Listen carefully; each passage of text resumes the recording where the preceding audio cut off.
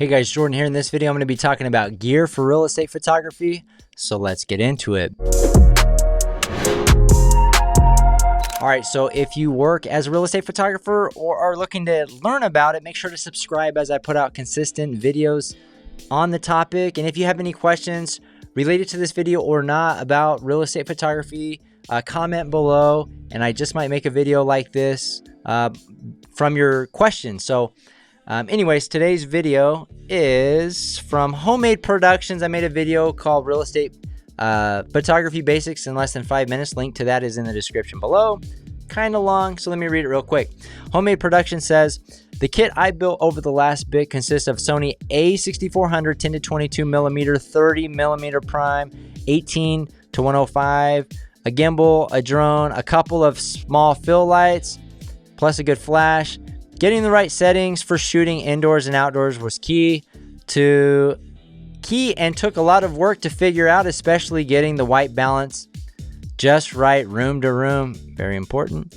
I can't think of how much time I've spent just filming my own home as practice. I invest a lot of time in watching MLS videos to see what the standard was and try to replicate that with my own gear. I really applaud people that are good in this line of work because it's not easy to make. I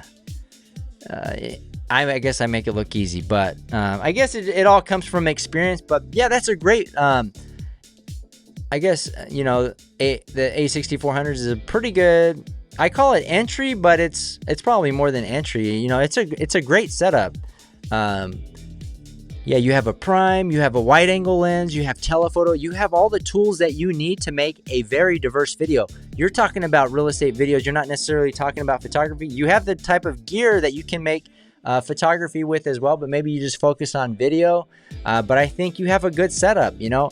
I think it's important with real estate videos to have some diversity in your videos, and with the wide angle and the lens, you're getting your basic shots, but then you have your telephoto lens. You can really get some unique views of maybe mountains behind the property or some more, you know, just more interesting. You can scoot back and zoom in on different features within the house.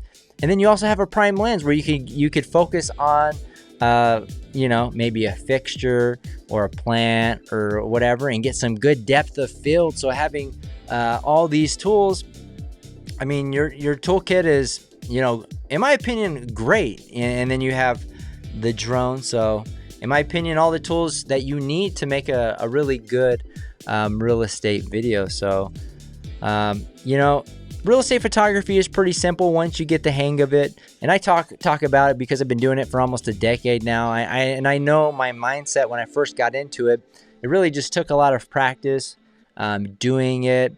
And then even today, like I still go out there and I'm trying to innovate and try new things, new techniques, different settings, different gear to see how I can shoot efficiently, or more importantly, get the end result that the customer is looking for.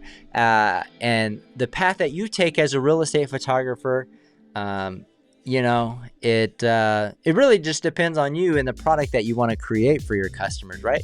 Some of you might really focus on dynamic range or crisp windows or this or that, and while others might not focus on that so much and they want to focus on flow and efficiency and maybe being, you know, more cost effective or however you want to put it. So anyways, there's a lot of ways to success. There's no like one way to it, but anyways, on this video about video, I think you have a great setup. And I think you know, if anything, outside of what you mentioned in here for video, the only thing that I would probably add to the kit would be some microphones, right?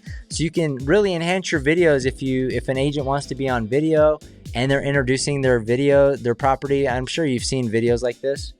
A6400, I do believe it has a microphone jack, so you could get like Rode Wireless Go 2 and you know, and I think that narration can really help. We call it agent intro here at Lister Pros. And but anyways, that's it. If you got value out of this video, make sure to hit the like button, and we'll see you guys on the next one.